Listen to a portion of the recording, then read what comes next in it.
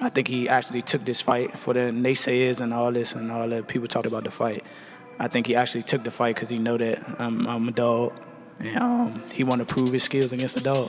So I'm gonna show y'all what happens when two dogs get in the ring together. I am dangerous. That's what Devon Tank Davis posted on Instagram. And he wasn't just saying it to sound cool. He meant it. He believes it. And history backs it up. Tank isn't just another fighter hyping himself up before a match. He's a man who has built his reputation on proving people wrong, on handing undefeated fighters their first loss, on making sure anyone who steps in front of him doesn't walk out the same. And on March 1st, Lamont Roach is the next man standing in his way. This isn't just another title defense for Davis. It's a big moment for Roach, a fight that's happening after nearly a year away from the ring. A fight that has been delayed, questioned, and even outright canceled at one point. But now it's on, and if Roach thought he was facing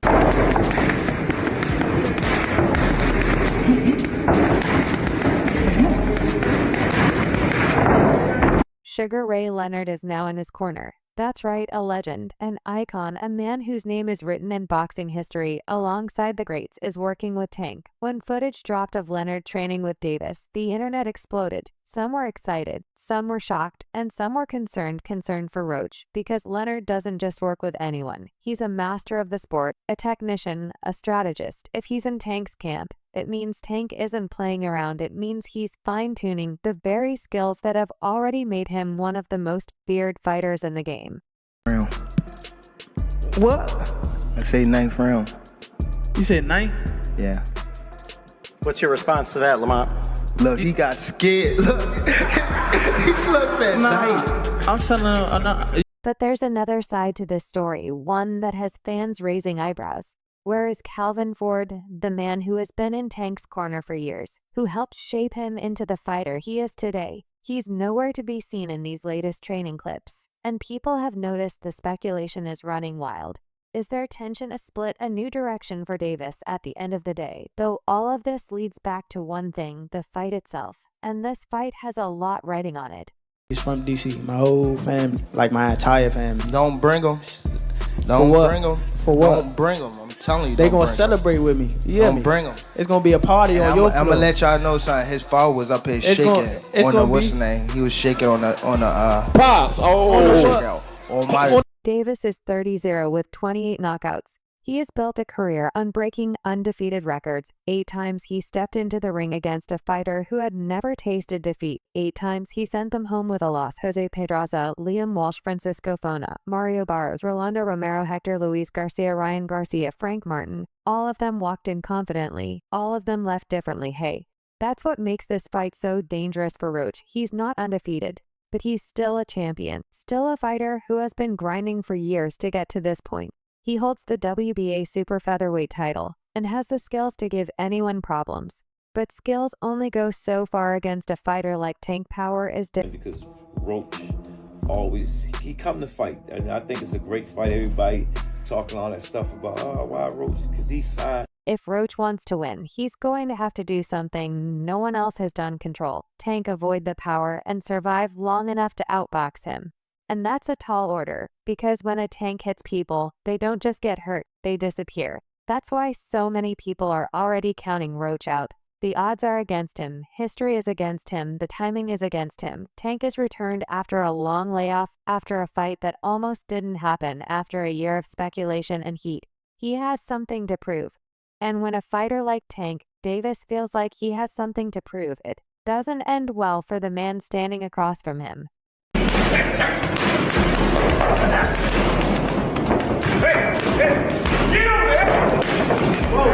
But here's the wild part. Davis has already said he's leaving the sport. Soon retirement is coming in 2025. He's made it clear he doesn't want to stick around forever. He doesn't love boxing the way some fighters do. He fights for money, for his legacy, for his people.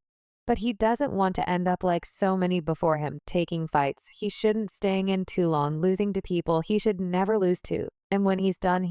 No exhibitions, no comebacks, no hanging around the sport. Just to stay relevant, he's going to disappear, just like he's done to so many opponents in the ring. That's what makes these last few fights so important. If this really is the end of the road for Tank, he's going to want to leave on his terms. And that serious trouble. Roach has the heart, He has the hunger. He has the opportunity of a lifetime. But none of that changes the fact that he's standing in front of one of the most dangerous punchers in boxing, a man who has already broken 8 undefeated records. Tank has said it himself, he is dangerous, and when the bell rings on March 1st, he's going to prove it all over again. However, as much as Tank has been recently intimidating and talking about his retirement, he also has his eyes set on Kermel Moton. Fought twice in the same tournament, so yeah, and we fought in the Junior Olympics, in the regionals, and we fought in the nationals. You fought in the regionals and then fought again in the nationals? Matter of fact, the incidents around this have even caused Floyd Mayweather to talk, and it has been way more heated. Kermel Moton is only 18. But the way people are talking about him, you'd think he's already knocking on the door of the lightweight elite. He just dismantled Frank Savar at the T-Mobile Arena in Las Vegas, putting on a performance that left no doubt about his potential. Savar never had a chance. It was a one-sided beating. And if referee Harvey Dock hadn't stepped in when he did, the damage would have only gotten worse. Cedier's own corner had already seen enough trying to wave it off before Dock even noticed it was a pure showcase for Moton, a night meant to put his name on the map. And it did, but nobody expected the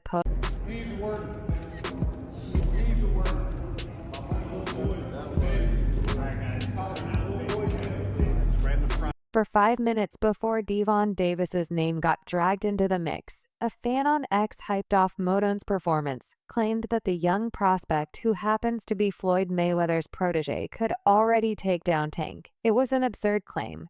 But the moment it was made, everything changed, because it wasn't just some throwaway comment lost in the noise. It got back to Davis, and Davis wasn't about to let that slide. "I will beat the doggest out of him. Shut up," Tank snapped back. And just like that, a rivalry was born, or at least something resembling one.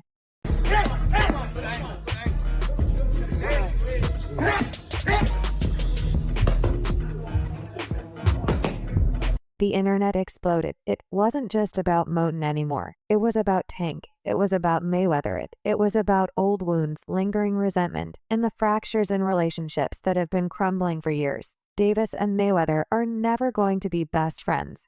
But their fallout has been messy, public, and impossible to ignore now. With one simple comment from a fan, it all started up again. It wasn't long before people were calling for a fight, not because it made sense. Moton has only had 7 pro fights, none of them against elite competition, but because drama sells, and this had drama written all over it. Who did it better, Dant Davis or Kermel Moton? You see it. Get ready, Elber. According to most words in the sport, there is 0 chance of that happening. Mayweather, as much as he loves stirring the pot, isn't reckless. He knows Moton isn't ready for Tank. Not now, maybe not ever. But the idea had been planted, and Tank's reaction made things even spisher. Because while he was quick to shut down the idea of Moton being on his level, the backlash started coming in just as fast. Say that about everybody, but somebody in his Division 1 fan clown implying Tank has been dodging top music competition. And that's where things got interesting, because that's a shot that's been thrown at Davis for years. No matter how many knockouts he racks up, no matter how many belts he collects, there's always someone pointing out that he hasn't faced certain names. The constant accusations of ducking Shocker Stevenson, the fact that he's facing Lamont Roach Jr., a super featherweight, instead of another lightweight contender. It's a narrative that keeps coming back. And now somehow it was being mixed into the... Yeah, I know, but I don't want to do him crazy because he's like, on the come up. So I don't want to, But big brother, little bro, you gotta give him out. Yeah, stay. This can't be a real statement that people actually believe. If it went 2 rounds, Kermel is lucky, one user scoffed. Others weren't even considering the Tank fight. But they were still eager to push Moton up the ranks. "I want to see Kermel v. Isaac Cruz next." Another user suggested that at least was more realistic. But even then, Cruz would be a nightmare for an 18-year-old with only 7 pro fights. Cruz isn't just a top lightweight contender, he's a dog. He gave Tank the toughest fight of his career, walking through fire and forcing Davis to dig deep. If Moton isn't ready for Tank, he sure as hell isn't ready for Cruz. Almost 36, or you don't even think about that? I don't think about it. I'm not really focused on it. You know, I'm focused on now, you know, my upcoming fights. Take one fight at a time, but who knows what the future holds. I do know Tank said that he ain't want to be around that much longer, though. From what he said, take care of not Devin no more. He don't even want to fight Devin no more. But Shakur, what's he said, Tiafimo? And that's the real issue. Here, Modone is a great prospect. But he's still a prospect. His biggest win is over Zavar, a fighter most casual fans had never even heard of before this fight. Beating Ziver in impressive fashion is one thing, jumping straight to Tank Davis is another thing entirely. But the conversation isn't going away, because Moten isn't just any young fighter. He's Mayweather's fighter, and that means everything he does, every win, every knockout, every highlight reel moment is going to be compared to Davis.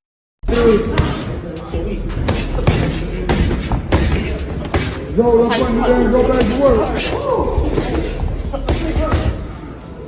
The history is too deep to ignore Davis, and Maywe once had the perfect relationship, mentor and student, big brother and little brother.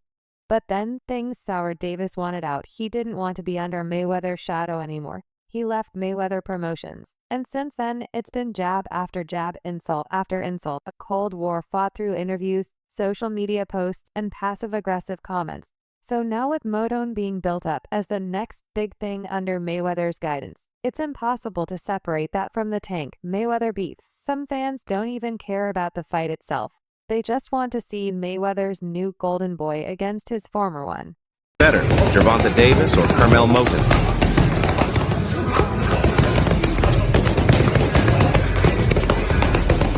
But for now, Tank has Roach, and he doesn't just look ready. He looks like a problem 3 months away from his fight with Lamont Roach, and already his physique was setting off alarms.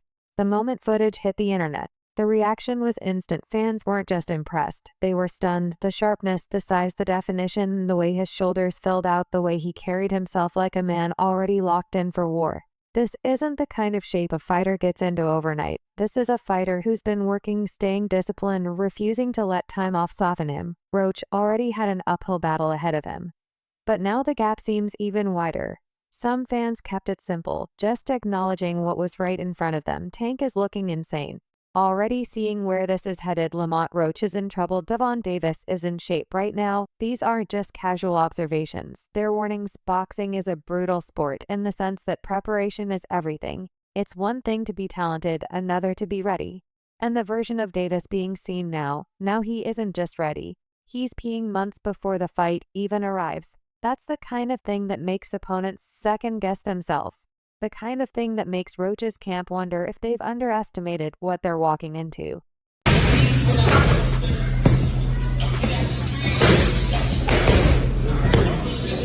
For Roach, this is supposed to be his moment. He's stepping up, taking a risk, challenging for Davis's WBL lightweight title, while still holding on to his super featherweight belt.